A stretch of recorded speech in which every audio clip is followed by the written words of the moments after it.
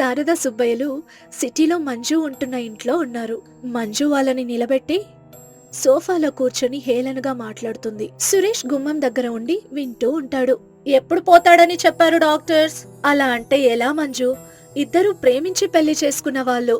నా కొడుకు నా ఇంట్లో బాధపడుతుంటే నువ్విక్కడ గుండెలు బాదుకుంటూ ఏడవాలా? నేనింకా లక్కీ అని చెప్పుకోవాలి. అయినా నేను ప్రేమించింది ఇలా సేవలు చేసుకుంటూ నా లైఫ్ ని నాశనం చేసుకోవడానికి కాదు.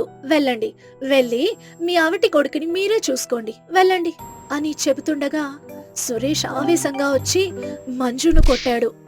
మంజు షాక్ అయింది. ఇక నుంచి పదమ్మా, ఈ చుట్టుపక్కల ఉన్న పాపమే తగులుతుంది మనకు. కావేరి దగ్గరికి వెళ్దాం అని తల్లిదండ్రులను తీసుకుని కావేరి ఇంటికి బయలుదేరారు. కావేరి ఎంతో ఆశగా గుమ్మం దగ్గర నిలబడి వీధి వైపు చూస్తూ ఉంటుంది. తల్లి సుభద్ర వచ్చి, లేచినప్పటి నుంచి చూస్తున్నాను, ఇక్కడ నిలబడి వీధి వైపు చూస్తున్నావు.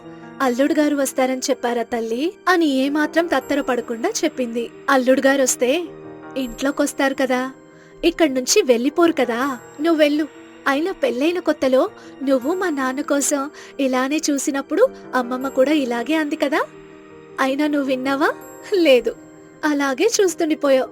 ఇప్పుడు నేను అంతే అని చెబుతుండగా కారొచ్చి ఆగింది. ఆ కారుని చూసి కావేరి చాలా సంతోషపడింది. సురేష్ నవ్వుతూ ప్రేమగా కావేరి దగ్గరకొచ్చాడు.